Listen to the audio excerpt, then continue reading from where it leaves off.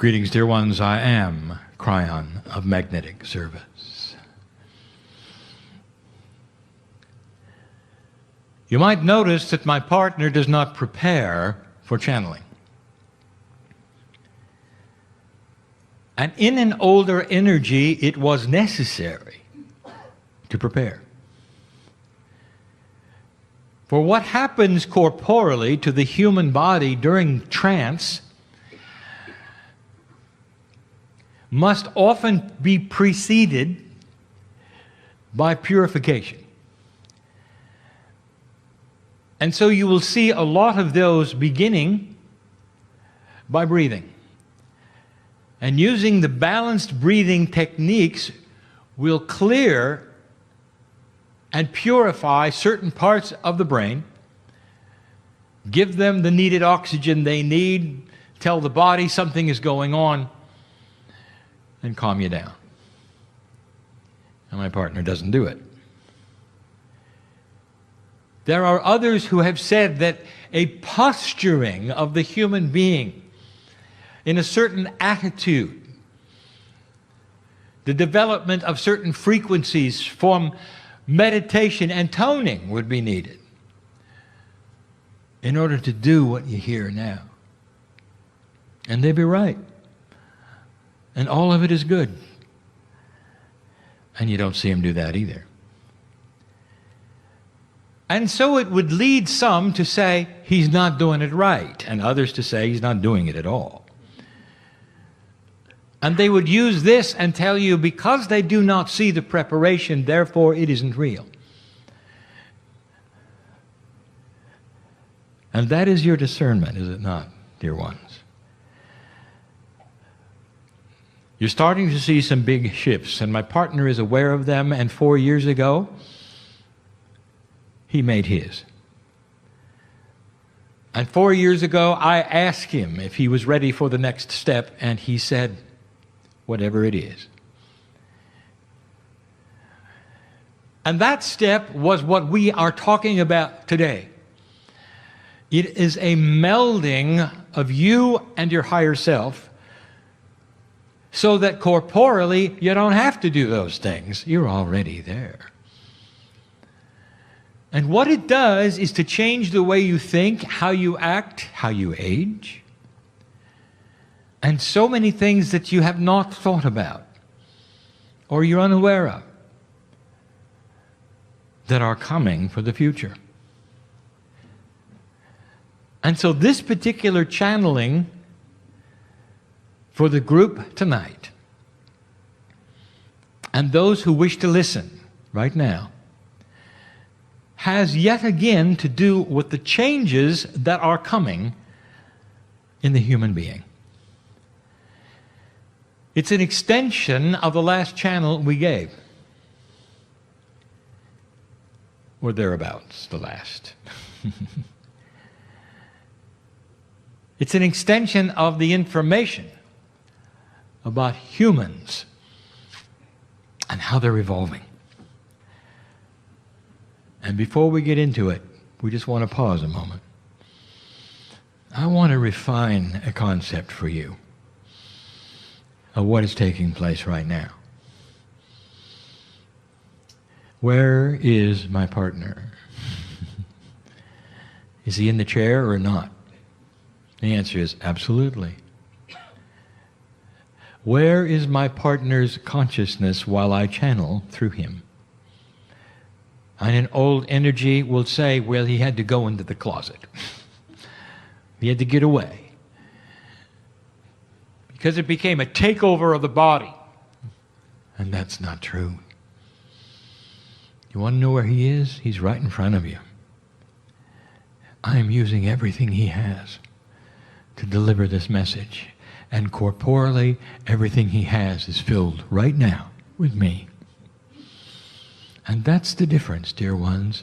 You don't throw a switch anymore and become something else or someone else or have messages from beyond that are not part of your consciousness. You have to understand where this is going. For the clarity and the purity, you're going to have to become it. And so the meld took place, and the difference in him is seen by some. For as he walks around, he thinks differently. He sees people differently. He knows it. He didn't expect it. It's given him a different perception of what things might be in areas he has no idea about. And we want to talk about this. And it's difficult because it does have minutiae that is academic, hard to understand, and not necessarily translatable in your language. But we use my partner's intellect, his ability to conceive what it is I'm giving you, and him, and his ability to translate it without filters the best he can. Now, in order to do this properly, I have to review what has been done. But I'm not ready to do that yet, because I'm enjoying too much being with you and being quiet. I know you. I would like to tell you right now in this room, there are so many who have joined you right now. And I'm not talking about the entourage, I'm talking about humans who are listening later. And we said this before, they're listening later for you. They're listening now for them. So who's right? And what is now? And the answer is you're both in the now, are you not? And so in an odd way that is not in 3D, you are joining together right now. Now. The ones listening later have a reality just like yours now. And so they're feeling what you're feeling. And you can't put it on a timeline. I want you to see this because it increases the potential of the family dynamic. How many are with you now? Take away the clock. Put it in a circle. Put time in a circle, a very small one, so everything happens at the same moment. Even that which may happen next week or next month with a recording like this is happening in your reality now. Do you see the family dynamic? Old souls are the ones most prone to listen to this information. Old souls are the ones who are most prone to be in the chairs. And it doesn't matter how old they are physically. Some of the oldest souls on the planet alive today are under 20. They have to be, dear ones. They have to be. So gone is the tradition that the elder holds the best information. It simply is not the way it is anymore. Now it has to do who is the Akashic elder in the group. Who has been here the longest? For they will have the wisdom of the ages. And they represent the ancients like no one can. And that's part of what we want to talk about. So let us begin a summary of what we were talking about last time in channel when the subject came up of the spiritual evolvement of humanity. Now, in order to cover this properly, we review this. Human DNA is not operating at a percentage of efficiency that is measurable past slightly over 30%. So everything that is inside you, that makes you you, is operating at less than half of what it could. Now, this isn't something the Pleiadians gave you. It is something you developed over years, a free choice, of a duality. You selected how much dark and light to put and where to put it You have selected how well you think and how much your societies are going to absorb the idea that compassionate thought will heal the planet. You select whether you're high-minded or medium-minded or even low-minded. This is the freedom of free choice of the planet. This is the test. Always has been. But the test that is the primary and I would say basic one has now shifted, and you're graduating. So profoundly, we have told you in the past that you will see the growth of human intelligence and compassion. And you're going to see it at the corporeal level as well, because as human DNA starts to work at a better efficiency, it's going to be obvious. And we've given you those channels, and you can look for them. The last one was titled Conceptual DNA. We talked about a corporeal human being who stopped having what we would call linear immune reaction. Linear immune reaction is when the white cells of the body see a problem, race to that problem, and fight it. And that's as smart as it gets. And the problem may be beyond their ability to fight, because the white cells corporally do not have the intelligence to see the concept of the invader.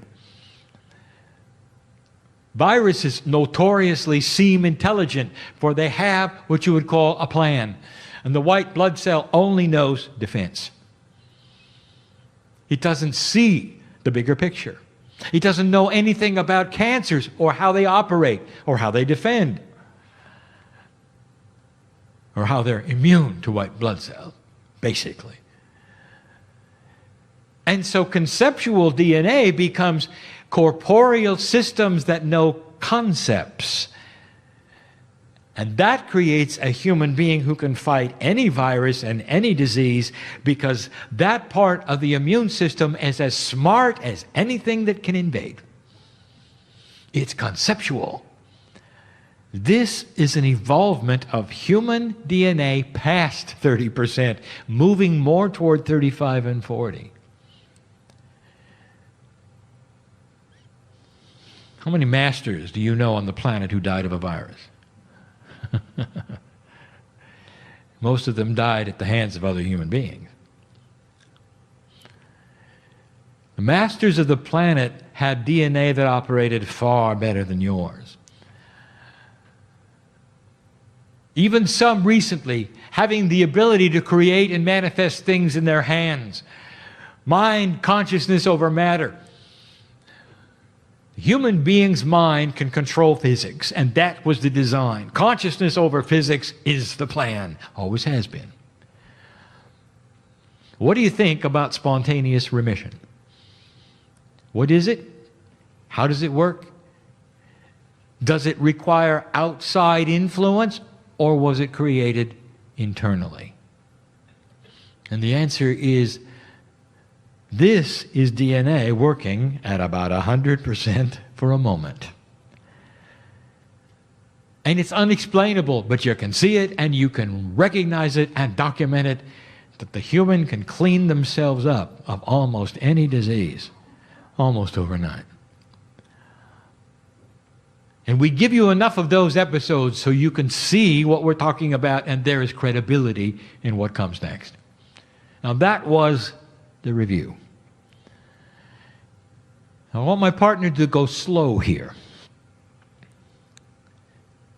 For just recently there have been channels where I've given him information and there were simply no words for it, because there is no description, definition, or nomenclature for what he discusses. So he has to talk around the subject, or perhaps even make up words or phrases to get across what we want you to know about. Dear ones, we're giving you this channel in honor of the potentials to come. We want you to know that you've done something. We want you to recognize that over a period of time, the humanity has the potential of shifting into a far greater kind of human being than you've ever seen. It runs contrary to everything you've ever been taught. It runs contrary to some of your belief systems that said you were spiritually born dirty and that God didn't care about you. It runs contrary to what people have said about the future of the planet. Ingrained in you is the idea you're not going to make it. You're going to have to get over that. I got 3 concepts for you. And it's a continuation of the evolvement of human DNA.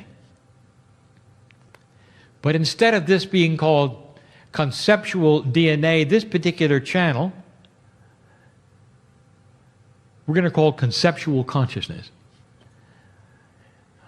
You have to understand that your DNA also is responsible for how you think. For the very synapse and the instructions of how your brain works is also in your DNA. How you cognize things, how you work with each other, it's all part of the blueprint and the stem cells of every part of your brain. But we start to talk about the ethereal and esoteric things that are also involved in your body. We have mentioned that part of your body which is called innate, the smart part, the part that you muscle test, is beginning to meld with common consciousness at a 3-dimensional level. All that means, in the past, as a summary, is we've told you that you will have a better idea of what's going on at the cellular structure than you've ever had before. This is coming. Doesn't it make sense that this would be one of the evolved steps? There is a relationship, however, that is very esoteric. It is not necessarily on your mind about your Akash. So the first evolvement we wish to speak of is what we're going to be calling Akashic conceptual remembrance. Let's look at your Akashic record in your DNA at the moment and how it functions. How many of you are aware of your past lives? And the answer is not many. You sit in an attitude of belief. And you know you're an old soul, but you cannot necessarily do what a past life reader does and pull out the ones that are most important, most dramatic, or that perhaps you have to heal. At the moment, the Akashic remembrance in your cellular structure is not all that smart. All it gives you is that which sticks out because it was dramatic. For light workers, it gives you lack of self-worth. Because the things that stick out, old souls, are the times that you've had trouble with spiritual things. Are you aware of that? And so you sit in an audience and you have something in common, which we have discussed before. Now, why is that?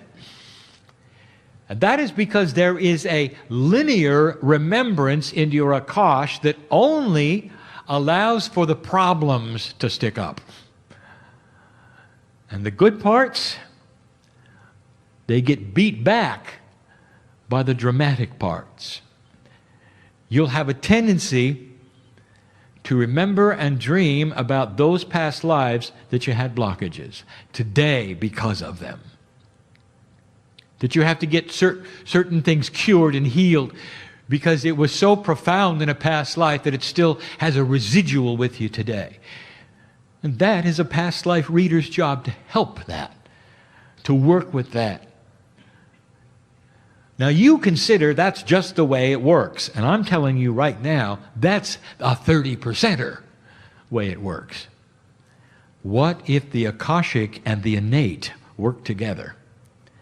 to create something that is more conceptual? What if the Akashic remembrance started to know what's good for you instead of simply blasting you with stuff that you did or stuff you had to get over or things that were ultra dramatic, and instead saw the human being as an evolving spiritual part of the planet and delivered to you instead the things that you should remember that are going to help you and push the envelope of belief. Akashic remembrance. Let's say you come into the planet. Let's say your next incarnation, after you wake up and after you grow up, and whatever age that is, you start to remember what happened this time, including today, including remembrance of who you are, including the things to do and not to do that may have got you in trouble this time around because you were ignorant and you're not anymore. Do you understand what I'm saying? An Akashic remembrance that is conceptual, working with innate, that will deliver to you on a plate, practically, the wisdom that you have as an old soul today. Some of you will have it by the time you're 8. Some of it will take a little longer. That's what's in store just the next time around for an old soul. It's a potential of a real change in the way the human body works. Kryon, is this new? Not really. New to you. New to you. This is the way it was supposed to work had you allowed it. Do you understand that by passing the marker of 2012 into this energy where you start to recalibrate the planet, you have given permission to start a climb of efficiency into your DNA. And it may take generations, dear ones. I'm giving you information that's going to happen. And you will allow it or not allow it, but it's going to happen. On a timeline that what I'm saying is you create through allowance. How hard is the old energy going to push back? It'll slow things down. We told you that. But spiritual evolution cannot be stopped. And you're going to start to see it. And I'm not done. That's number one. Number two is the hardest one. Now, my partner, I just want you to think for a moment and go slowly. For I'm about to give you a concept that you've never seen before. And it's the way synapse works in your brain. I'm even going to try to give you a name for it.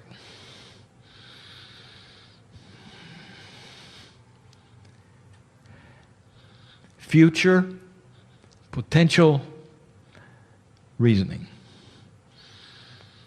Future potential reasoning. I'll go slow. The way human beings think at the moment is linear. Now, the brain is a beautiful computer, and it's the fastest thing you have.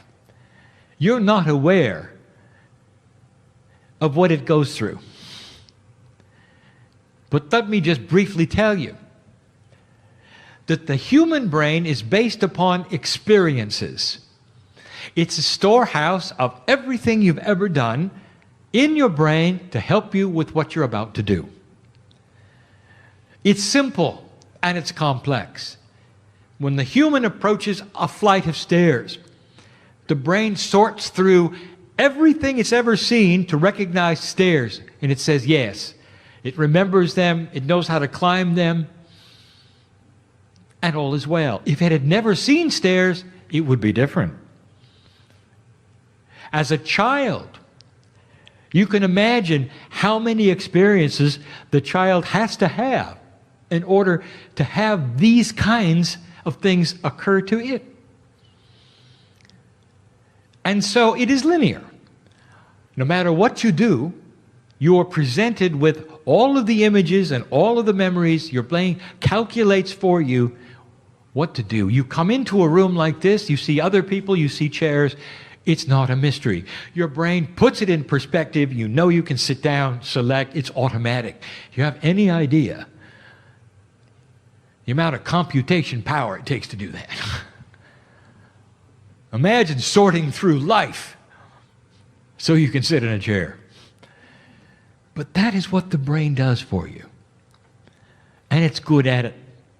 It's survival. It's protection. It helps you when you meet people to say the right things. Your brain sorts through reactions that you've had in the past to conversations or the right words, the way you look. And this is the linear brain at its best. And it suits you very well. Now I'm going to present something new. Let's talk about chess. The chess master sits at the board. Now this is a metaphor. And the board represents the puzzles and realities of life, which we're going to call 3D. You live and you walk in 3D, and the puzzles are based upon gravity, height, width, depth, and time. All of these things are your reality, and this is how you work. You've got to fit into all of them. And you do. And it's the chessboard of life.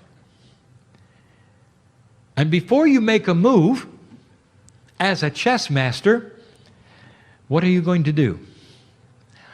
You are going to evaluate the potential reaction of your move. And there may be 5 or 6 of those, depending upon the puzzle before you. How many people are involved? Is it sitting in a chair? Is it talking to your boss? What is it? Now the chess master is not done. For he will look at the highest potential of what that might be, that reaction, and plan the move around that reaction. Now he's up to 2 moves. He is looking at the potential future of what might happen based upon his projections and experience and intuition. He's calling upon an innate ability that not many have. A mind that computes future potentials. Now he's on his 3rd move. What would happen if this took place and that took place and he moved here and there? What would that cause from those players around him on the puzzle? What might they do? What's the highest potential? What if they did nothing and gave him another potential? What would he do then? He's up to 4 moves. Do you see where this is going? You're not a chess master unless you got 5 moves ahead. You've got to look at every potential that might occur and what that opponent, that is to say, the one who has to interface with you, might do. Up to 5 moves. Can you imagine the brain power it takes for this? And then he moves his piece. The chess master has a certain amount of time to compute that, and he does, and he sits there, and you can watch his brain moving as he looks around the board and he examines life. Now I want to tell you that this is another aspect of what the human being is going to move into. And I'm going to show you why it's needed, and I'm going to give it to you in the most practical way I can.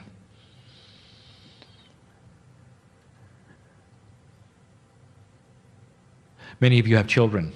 So let's do this as a metaphor. 2 siblings, approximately a year to a year and a half apart, are together. And the dynamics are often the same. It doesn't matter whether they're brothers or sisters or brothers or sisters. They are sitting perhaps at the table, and one does something the other one doesn't really like. He hoards food, won't give the piece of the cookie, whatever. Parents, you see this many times. And so the other one is irritated. Will try to grab the candy. The other one will grab it back. Then the other one will swat the other one, and the other one will swat him back. Soon there's a contest going on. Perhaps even temporary uncomfort and injury. Crying, drama, and mama comes to step in. I think you're familiar with the scenario. And it's endless, is it not? And it goes on all the time until some maturity comes in, or until they separate. Now I want to run the process again. And I want you to pretend that these children have evolved in a way that I have just described is possible. The one child does something the other child does not like. Same scenario. But right away, instead of grabbing the candy, if the child has intuitive, future potential reasoning, like lightning and fast, he will run the scenario of what happens if he grabs the candy. He may not have the experience or the maturity, but he'll have potential reasoning. And he will see that it will end badly. And he won't get the candy. Not only that, he might have to go to his room. He's got it all in 5 moves. And so he does nothing. He does nothing. Or he may move away, or he may get up. And that will be the biggest objection. He'll simply leave the table. Why do I give you this? Why am I concentrating on this? Because, human being, if you get to that point, do you understand how you are going to war? You won't. Because you will know the future projection of death, destruction, sorrow, and a bad outcome. And it'll be in your mind, like the chess player can see it unfolding, and you're not going to go there, and that will be intuitive.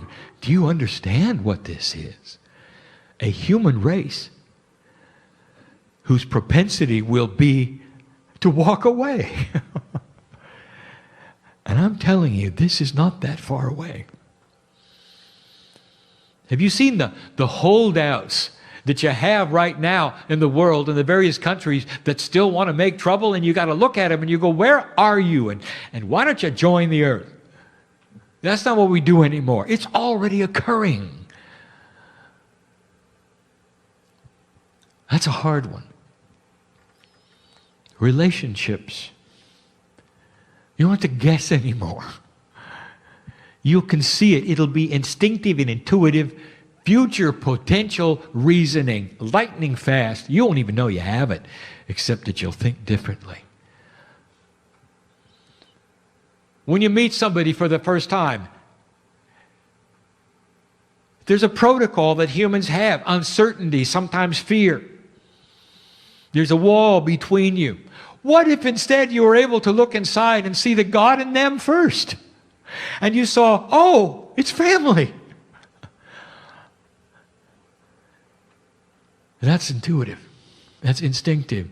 It's coming. The very way you greet each other, what you can see within each other, how you love one another, it all's going to change. I can't tell you when. I can't even tell you you're going to be here in this corporeal body. That's up to you. But I can tell you this is what's happening. A third one, and we'll let you go.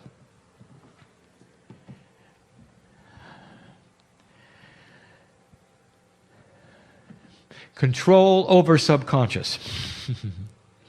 Right now, you don't have it. What some have called the not self and others have called the subconscious, which is not you, but that which lies under you in your thought, that is an irritant because it gives you fear. It's the what if part of your brain. And it's the part that is difficult, that keeps some of you at bay, beat up, and not getting out, because what if you don't present a good face? What if you go and you catch a disease? What if, what if, what if? And so you stay home and you do nothing. And then pretty soon you realize that's not even you talking. The subconscious represents a very active duality. What if I told you that in this new conceptual human being, the conceptual part of your brain is going to see it for what it is and put it in the back seat where it belongs? That's a metaphor. And so as you move forward in life, you won't have the disturbing fears. To some of you, the agonizing doubts that you've tried to conquer all your life. I know who's here. Wouldn't it be nice to just identify it and put it away? And I'm telling you, that's the Nate's job, and it's going to work very well. These things I've just given you are starting to occur in humanity, and you're going to see some with it, like everything else that happens. When my partner started talking about the new consciousness of children on the planet, which you called indigo, over a decade ago, there were already a lot of them, and now most of them are that way. So that is the way the evolvement will work with this too. Already on the planet, you're going to see these things.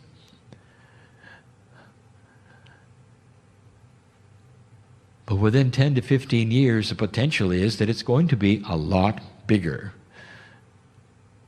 than it is now.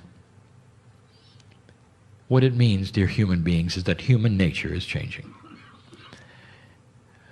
You'll call it many things. Psychologists will call it increased maturity. This will appear that way because that's the way it'll look. Scientists will take a look at how you fight disease and say the human being is developing immunities that is new. And they'll never go to where I went today. A DNA that is starting to see the instructions and work better. Work with the stem cell information a little better than it has before, developing a human that eventually will think like masters. Oh, there's more, but not today. Just what I told you today would be enough to create a life that is so different than anything you're used to now. And the final thing I will say to you is that you don't have to have another body to make this happen. If you believe in spontaneous remission, you know that anything we're talking about now is available to you in real time, old soul. We don't want you to leave and come back in order to facilitate these things. We want you to create them now. See these things as possible in your own bodies and claim them, dear ones. There are those in this room who have healed themselves from disease. So why do you stop there? Take a look at what the potentials are. It'll change your countenance, your fears, how people see you, how you react or don't. And you become a model of the future. And that's what old souls are here for. And that's my message of the day. There is such an honoring of your process. Do you know how I can tell you these things? Because we've seen it before. You're not the first planet to have graduated into this. Did you know that life in a galaxy is based on DNA? And you're going to see that. It's not unique to Earth. It's everywhere. And you're going to see that. As soon as you find any other life that's microbial, anywhere on any moon or planet in the future and analyze it, you're going to find the double helix. Get ready for it. Get ready for it. We've seen this before. So we know the potentials before you.